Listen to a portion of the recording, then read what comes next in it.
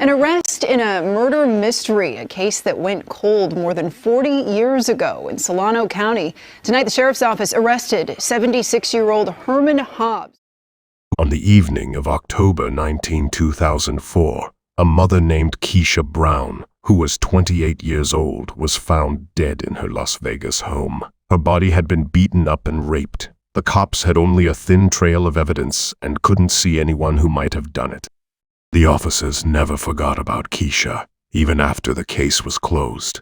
A few years later, the search for her killer started up again, and DNA testing helped shed new light on the case. So who was this cruel killer, and why did they kill? Hi, and welcome back to Mysterious Cases007. If you are new here, please consider subscribing, as it helps us motivate to create more intriguing content for you. Let's have a look at the case of Kyesha Brown. Las Vegas is a place that doesn't stop moving. It has more people living there than in any other place in Nevada. This desert oasis has become a playground for people looking for thrills and excitement because of its famous casinos, world-class entertainment, and never-ending nightlife. But behind all the glitz and glam is a fascinating past. From the days when gangsters and showgirls ran the city to the present day when it has become the entertainment capital of the world. In this interesting city, a terrible murder case is being investigated. Kyesha was born in the middle of the 1970s, but a lot about her life is unknown. We don't know much about her childhood because we don't know the names of her parents, where she went to school, or if she had any brothers. But one thing is for sure. In 2004, she was a young mother who lived in a small flat on the busy East Flamingo Road. She was very proud of her daughter, Kalia, and she would do anything to make sure she had a better life. It's also not clear what Kyesha did to make a living, but it's clear that she was a strong woman who didn't let life beat her down. At the time, Kyesha was also dating a man who was only known as her boyfriend, and no one knows what his link to Kalia was. The events of Tuesday, October 19, 2004, will always be remembered by the people who knew Kyesha. On that day, people saw an unknown person drive up in a red sedan and park in front of her flat. No one knew who he was or what he wanted, but he went straight into Kyesha's flat without waiting. It's not clear where Kyesha's daughter was at the time, but she was not in the flat and was safe elsewhere. The man was inside for a few minutes, and when he finally came out, he was carrying a backpack bag. He quickly ran back to his car, turned on the engine, and sped off into the night, leaving rumors in his wake. People who saw him later said he was a black man with a big frame. 7 minutes before 7 o'clock, Kyesha's boyfriend made his way to her flat, eager to see his beloved. But there was no answer when he knocked on the door. He frowned and tried the handle, which surprised him by being easy to turn. He opened the door to his flat with a sense that something bad was going to happen. As he called out for Kyesha, he was met with silence. His voice echoed through the empty flat, but he didn't hear anything back, and that's when his worry grew. As time went on, he moved from room to room searching for the flat. In the bathroom, he found her lying still in the bathtub, hidden under a pile of clothes. He realized with a start that something was very wrong. She wasn't moving, and as he got closer, he could see that she wasn't breathing. He could also see that she had been stabbed because there was blood on her. He looked for a heartbeat but couldn't find one.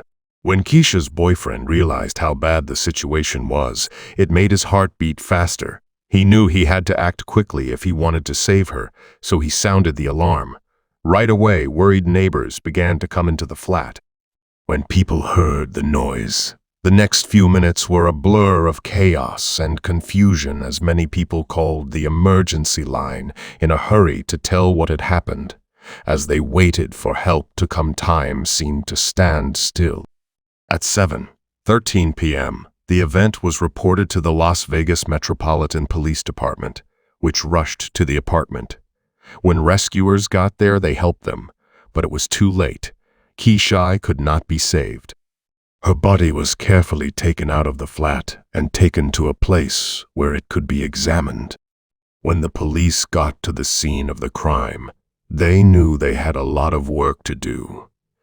They carefully collected DNA evidence from the scene and put it away because they thought it might be the answer to the puzzle. They also started asking Kyesha's boyfriend and anyone else who might have seen or heard something. During one of these questions, they found out that a strange man in a red car had been seen going to Kyesha's flat. From what people who had seen him said, the police couldn't get rid of the feeling that this man had something to do with Kyesha's death, but they didn't know much about how he looked. No one had been able to get a good look at him, and there were no security cameras around to help them figure out who he was. The cops didn't give up, though. They went all over the neighborhood, knocked on doors, and talked to anyone who might have knowledge. They knew that any clue, no matter how small, could be the one thing that helped them solve the case. The results of Kyesha's autopsy were soon made public, and they were upsetting to say the least. The Clark County Coroner's Office, which did the exam, came to the conclusion that she was killed in a brutal way by being strangled. That wasn't all, though. The autopsy also showed that Kyesha had been hit, stabbed, and kicked before she died. People were shocked by the news, and they tried to come to terms with how terrible the crime was. The police kept looking for the person who did this, leaving no stone unturned in their search for justice, for Kyesha. As they worked hard day and night to solve the case, the detectives couldn't help but wonder who the strange man was and what he knew about Kyesha's untimely death.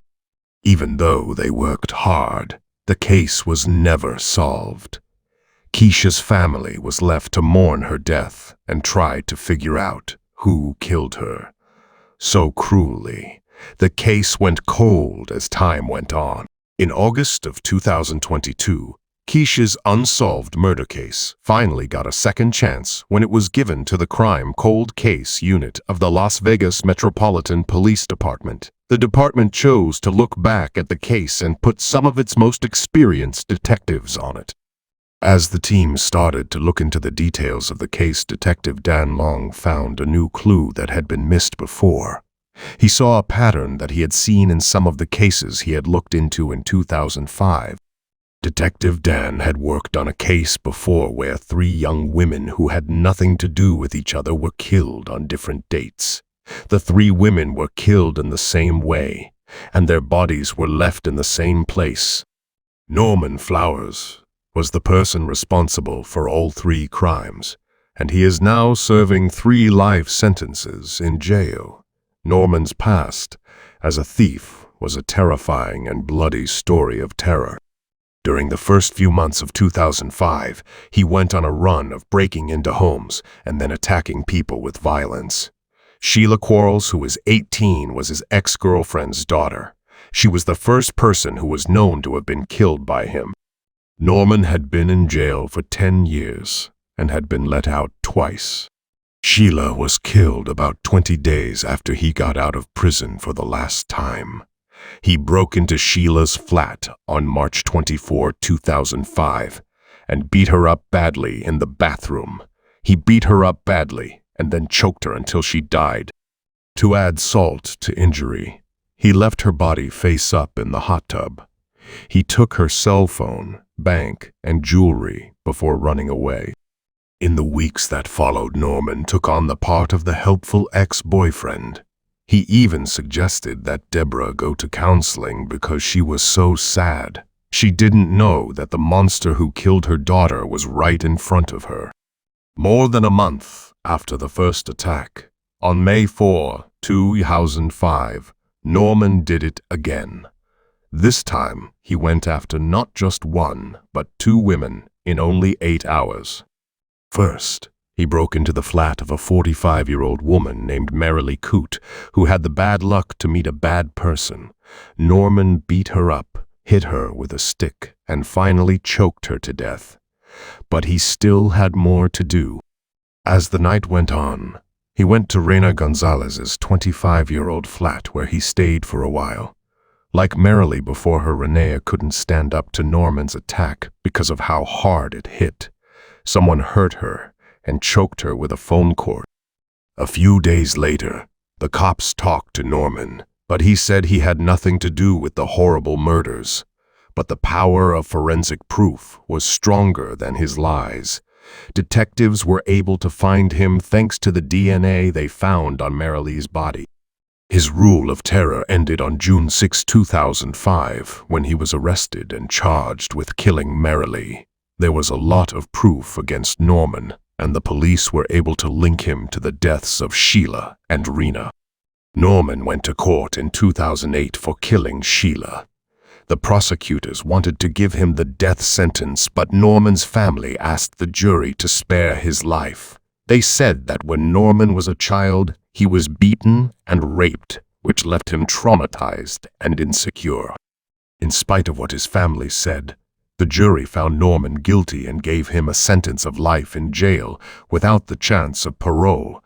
In August 2011, he got 2 more sentences of life in prison for killing Marilee and Rena. Detective Dan's heart was racing as he read about Norman's horrible acts. Deep down, he thought that this man had something to do with Kyesha's death, which had never been solved. He knew that he needed hard proof to make an arrest, and DNA testing was the only way to confirm his suspicions. Detective Dan quickly put the evidence from Kyesha's case into a package and sent it to the DNA lab. He couldn't wait to find out how things went. After all these years, he was driven by the thought of giving Kyesha's family a happy ending. The pieces of proof that were sent to be tested have not been named. As the days turned into weeks, Detective Dan and his team became more and more anxious. They knew it was important to find Kyesha's killer, not only for justice, but also for their own peace of mind. On December 21, 2002, they finally got the call they had been waiting for. The results were clear, so it was clear what had to be done. The DNA from Kyesha's case matched the DNA from Norman. After looking for him for years, they finally found him, and they couldn't believe he had been right in front of them the whole time. From the proof that was there, it was also clear that Kyesha was Norman's first victim.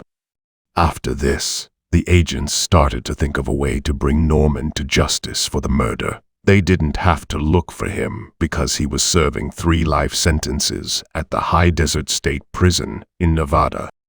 On February 2003, an order for Norman's arrest was made by the detective. The charges were very serious, and they included murder with a deadly weapon, sexual attack with a deadly weapon, and burglary with a deadly weapon.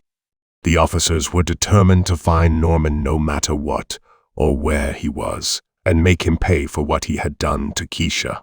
As word got out that Norman had been arrested, the cops held a briefing the same day. Kyesha's family was asked to come, and when Kalia, Kyesha's daughter, came, she had a heavy heart and was clearly upset and crying.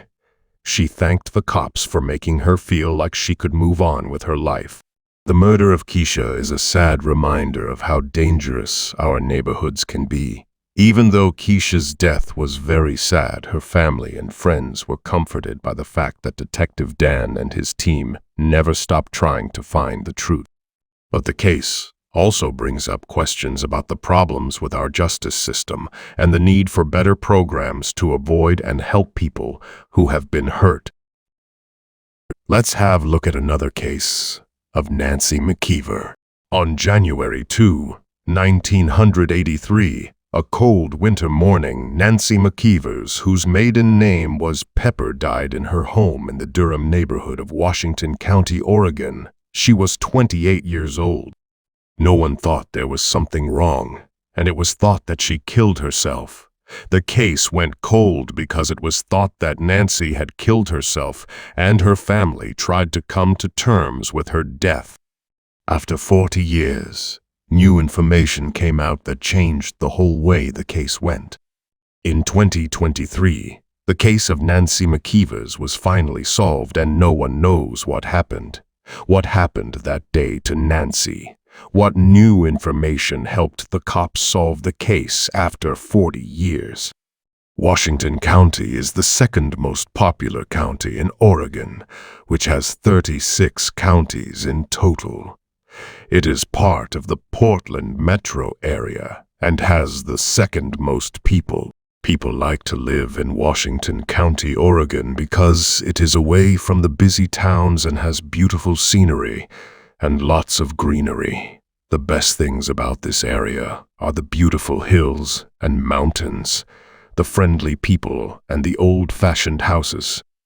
About 600,000 people live there, making it the most populous Washington County in the United States. It has a rich cultural scene and a lot of places to hike, walk through nature, and fish. It's a place where people can get away from the stress of everyday life. But unfortunately, it also has dark secrets, and our case takes place there.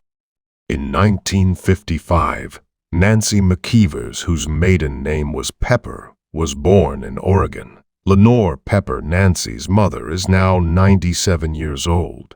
She was used to hearing people call her daughter sweet and beautiful. Everyone who knew her or met her for the first time said she was a nice person. Nancy liked both of her sisters a lot. She was the third child, so both Janet Aglidis and Diane Grill, her older and younger sisters, loved her. She often helped her mother and her sisters talk to each other. People liked to talk to her and spend time with her because she was kind and caring, and she was also friendly and open. She was always the most caring of her sisters, and her feelings to be a mother were very strong. So, when she got married to Randy McEver and had a son, she loved being a mom. Everyone knew one thing about her. She loved being a mom. The sisters' early dreams came true because Nancy loved both her own child and her sisters. All three sisters planned to bring up their children together. The three sisters all had their first children within 18 months of each other, which was just a coincidence. The plan to raise them in a happy, close-knit family was already in the works, but in a sad turn of events, it would not be finished. On January 2, 1983, it was a cold morning in Oregon's beautiful Washington County. Randall McEver called the cops at 10:38 a.m. to tell them he was lost. Randall seemed very sad about the fact that his wife had killed herself. Deputies from the Washington County Sheriff's Office went to the 17,300 block of Southwest Rivendell Drive in the Durham neighborhood. At the time, Durham was not a part of Washington County, but it became a part of the county in 1983. Nancy McEver, formerly Pepper, was found dead of a gunshot wound to the head. The Oregon State Police Medical Examiner's Office, the Oregon State Police Crime Lab, and the Washington County Medical Examiner's Office all helped the police find her body. Even though Nancy's wound was very bad and her chances of living were very low, rescuers rushed to get her to a nearby hospital. She was said to be dead almost right away. On the surface, it looked like Nancy McEver killed herself. A Smith & Wesson handgun was found at the crime scene and taken by the police. Inconsistencies only started to show up when the cops started to question people. When the supposed suicide happened, only Nancy, her 30-year-old husband, and their 1-year-old son were at home. The scene of the crime made the detectives wonder if the suicide happened in a closed area or if Randall saw it happen. The questioning that came next set off danger bells. Before the police could move forward with the case, they had to wait for forensic results. When the cops got the reports back, they found that the case of Nancy McEver, formerly Pepper, was much more complicated than they had thought. As soon as the autopsy report, forensic tests and ballistic tests came back, detectives knew there was something else going on. The Oregon State Police Crime Lab's medical report soon showed that the case could not have been a suicide. There were way too many wrong things. People who have just shot a gun will have gun residue on their hands and clothes. This can be tested by taking a sample and putting it through a machine to see if there are any fused lead, antimony, or barium particles. The first thing that didn't make sense was that Nancy's hands didn't have any gunshot powder on them, but that didn't directly prove anything. This is because the residue can only be found 6 to 8 hours after the shot was fired, and it can be easily washed away if it comes in touch with other things. So even though it was a big find, it wasn't enough. The second thing that didn't make sense was when the medical experts said that Nancy's wound was too big for it to have been a suicide. The farther away the gun's barrel was from the person, the bigger the wound. Also, the report said that the charred pieces on Nancy's clothes showed that she was fighting or trying to protect herself. Nancy, her husband Randall, and their 1-year-old child had been home alone. Randall didn't say that anyone else was there or that anyone had broken in, so it was only normal that the police found their main suspect. Randall was the first person the detectives questioned. After telling them the basics, he said that he and Nancy had been fighting over the gun, and he couldn't remember who had pulled the trigger because of all the chaos. When the police pushed further and asked the same questions again, Randall took back what he said, changed the story, and told the officers a new version. He told the cops he had just walked into the room when Nancy pulled the trigger. Randall walked into the room and saw what was going on, but it was too late for her to fight back. She had already shot herself. Both of these were the complete opposite of the other. It was important to find out what really happened. So, the agents talked to people who knew Nancy well, such as her family, friends, and co-workers. Everyone thought Randall had something to do with her death in some way. The police just needed a few more pieces of evidence to figure out what was going on and build a good case against Nancy's husband. So, 2 days after the first questioning, the cops asked Randall to come in again. They couldn't get him to say anything.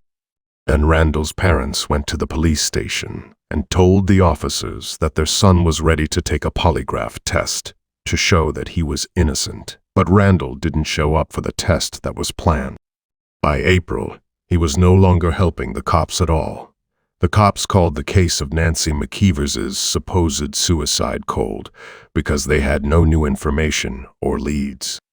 A week after Nancy's funeral, her family was told that the suspicions of foul play had not gone anywhere and that there were no new leads in the case.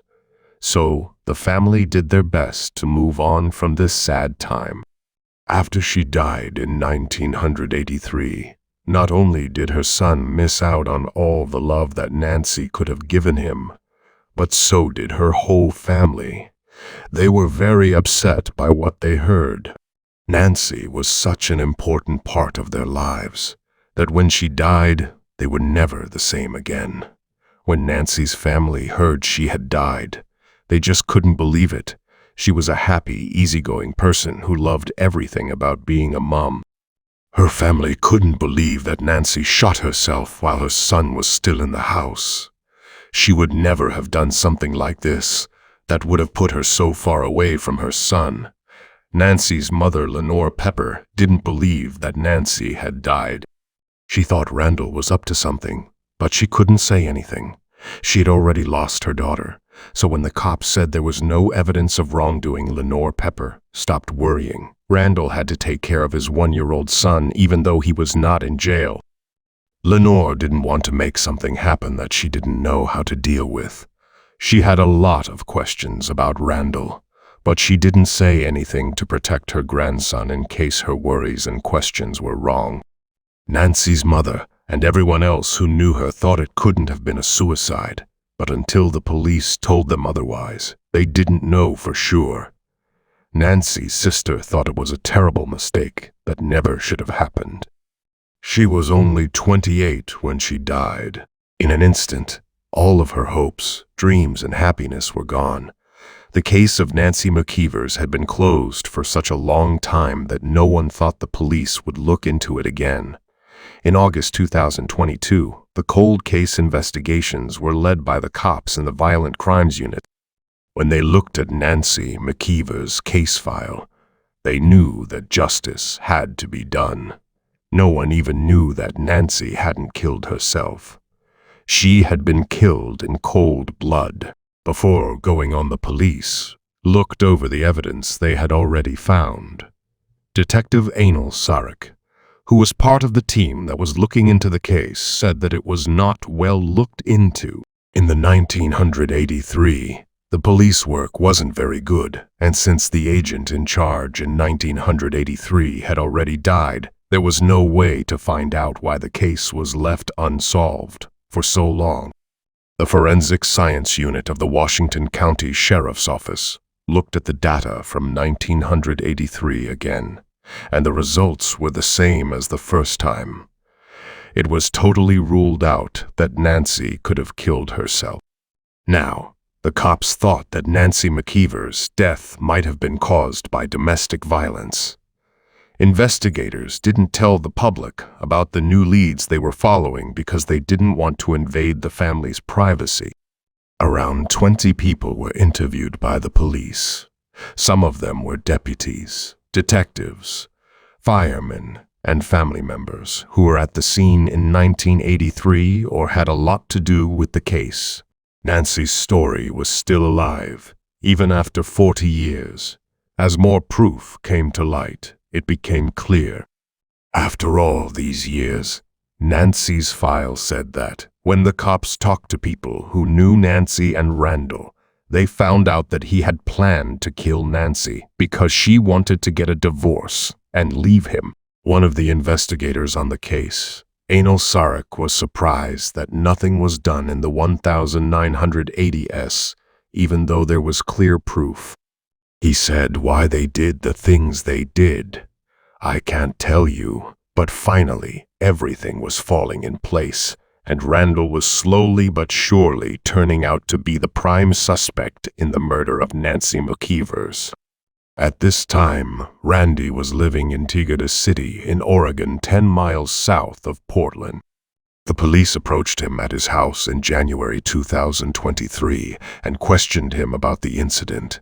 He told the detectives that he had gone through hypnotherapy to make him forget everything related to that day. The police, by now, had enough leads, and they wanted Nancy's family to receive real closure. So after their interview with Randall, they referred the case to the district attorney's office in Washington County for their review. The information that Nancy's family had been living with for 40 years turned out to be false.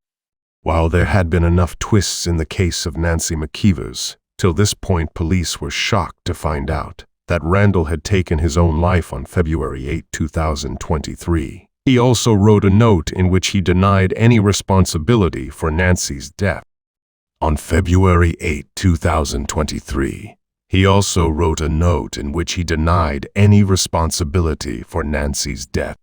Although the DA's office could not review the case after Randall's death, the police believed that this was closure in itself. After the death of their prime suspect, Nancy McEver's case is now finally closed. It came as a shock when the police reached out to Lenore in August 2022. She could not believe that her suspicions about her daughter's death had been true all along. Nancy's mother, Lenore, showed her gratitude to the police officers for being able to see it through to the end. She wished Nancy's father had been alive to finally witness their daughter's story get closure. Getting to know about Randall's suicide, Lenore Pepper said, "I feel like we got justice, but as I said, in a very strange way. But at my age, I don't know if I could have gone to a trial every day, so we have to accept that that's all we can do." Nancy was loved by everyone, so the news of her brutal murder made people feel a lot of different things. Her sisters said that they felt every emotion all over again, but the whole family thought that Randall's suicide was as much evidence as his trial in court. He denied being involved in Nancy's death, but his suicide was the acceptance that Nancy's family had been waiting for 40 years. For 40 years. Things have been hard. Her sister said now that we have the answers. We need to finish it, so we need to move on. Nancy's family is telling more of her loved ones about what happened, and they are planning a memorial service for her. After the shock of finding out that their beloved Nancy had been murdered after 40 years, they developed new grief and trauma. However, the whole family is thankful to the investigation team for getting justice for Nancy after 40 years. Nancy's family thought that she had killed herself. Little did they know that their initial doubts about her death were right and led directly to the answer that Nancy's husband had killed her. Do you think Randall killed his wife? Why do you think the police in the 1980s didn't have a strong case against Randall? Let us know what you think in the comments section. Until next time, stay safe and thanks for watching.